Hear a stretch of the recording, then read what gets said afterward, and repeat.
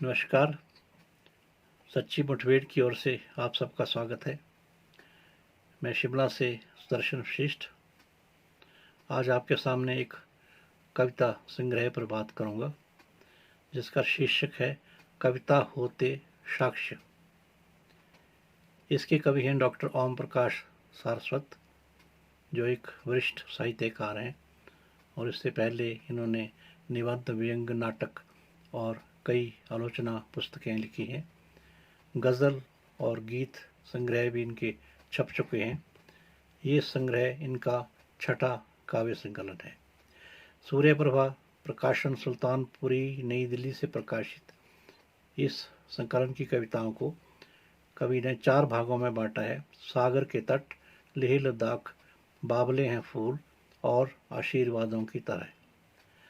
प्रथम खंड सागर के तट में छोटी छोटी 11 कविताएं हैं, जिनमें तट, सागर, लहर और रेत के माध्यम से कई मिम्ब क्रिएट किए हैं। अपनी मर्यादित भाषा से अपनी संवेदनाओं को प्रकट करते हुए इन्होंने संकेत रूप से बात कही है। छोटे छोटे वाक्यांशों से कवि ने बड़ी बात कहने की कोशिश की है। इनकी इस खंड की 5वीं कविता की कुछ पंक्तियां देखिए। रेत है कि भीग कर भी भीगती नहीं, रेत है कि भीग कर भी भीगती नहीं, जल है कि सूख कर भी सूखता नहीं, दोनों की अपनी अपनी सत्ता है।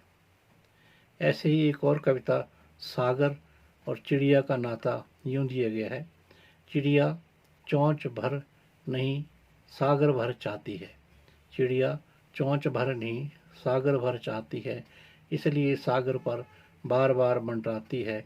चिड़िया और सागर एक अदम्य जिजीविषा, एक अनन्य आकर्षण। एक और कविता में सागर और बच्चों का खेल इस तरह प्रस्तुत किया गया है: तट पर बीन रहे हैं बच्चे शंख घोंगे सीपियाँ, तट पर बीन रहे हैं बच्चे शंख घोंगे सीपियाँ, दुनिया ऐसे ही इटराती है जेबों में कौड़ियाँ भर भर कर। दूसरे खंड लेह लद्दाख में इन्होंने लामाओं की बौद्ध भूमि में बुद्ध की थाती ओम मणि पद्मे हूम, मंत्र जाप, सिंधु नदी और बादलों के क्षीर सागर का वर्णन अपनी कविताओं के माध्यम से किया है। लेह को इन्होंने ले अर्थ में ध्वनित किया है, जैसे बुद्ध के शिष्यों की भूमि है लेह, इसलिए कहती है ले ले ले।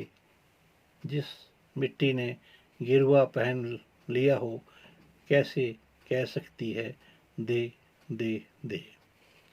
लेह के आकाश में बादलों की अपार क्षीर सागर सा तैरना, और जिसमें ना जाने कितने महाकाव्य रचे गए हैं, और उस क्षीर सागर पर उन्हें जैसे नारायण का लोक दिखता है।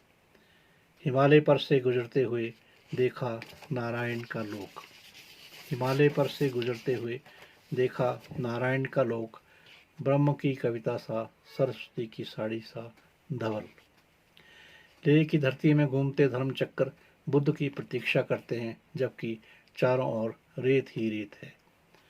कवि ने लिखा है: चारों ओर रेत ही रेत, रेत की नदियाँ, रेत के खेत, लेह की घाटी रेत में भी योगियों की तरह मस्त है, बुद्ध की प्रतीक्षा में अपनी दिनचर्या में व्यस्त है। दूसरा खंड है बावले हैं फूल, जिसमें फिर 10 कविताएं हैं। इनमें फूल के माध्यम से कवि ने अपने विचार रखे हैं, जो फूलों की महत्ता तो दर्शाते ही हैं, जीवन का रहस्य भी बताते हैं।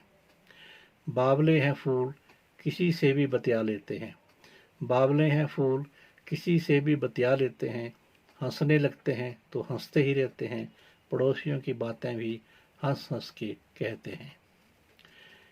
इन कविताओं में कहीं लालसाओं के फूल उगते हैं तो कहीं बिना मुहूर्त के भी फूल उगाते हैं। यदि लालसाओं की तरह हम फूल भी उगाएं, यदि लालसाओं की तरह हम फूल भी उगाएं और उन्हें लोकगीतों की तरह गाएं, तो एक एक फूल की गंध सत्संग की तरह आत्मा को महका देगी। फूल प्रसन्नता का प्रतीक है। तो कवि ने कहा है, विधाता ने जब सबको स्वभाव बांटा, तब फूलों ने मांगी प्रसन्नता। काव्य संग्रह के अंतिम खंड आशीर्वादों की तरह में शहर से लेकर किसान, घर, नारी, उत्सव आदि जीवन के अनेक पहलुओं पर प्रकाश डाला है। इस खंड में मानव के अलग अलग सोच और दृष्टि के भाव भी कविता के माध्यम से कहे गए हैं। शहर में आकर, कविता में कवि ने कहा है, शहर में आकर देखे सुरमा लगाए आदमियों की तरह घूमते सांप। शहर में आकर देखे सुरमा लगाए आदमियों की तरह घूमते सांप, जस्ते जिस तिस को हर जुर्म की धारा से पुष्ट, कारा से मुक्त। किसान पत्नी की आंखें, कविता का भाव देखिए। बुआई के वक्त जब भी गरजता है घन, बुआई के वक्त जब भी गरजता है घन, किसान की पत्नी की बुझी आंखों में यकायक चमक के साथ खनखनाने लगता है धन। नारी कविता के माध्यम से कवि ने नारी के प्रति अपने दृष्टिकोण को प्रकट किया है।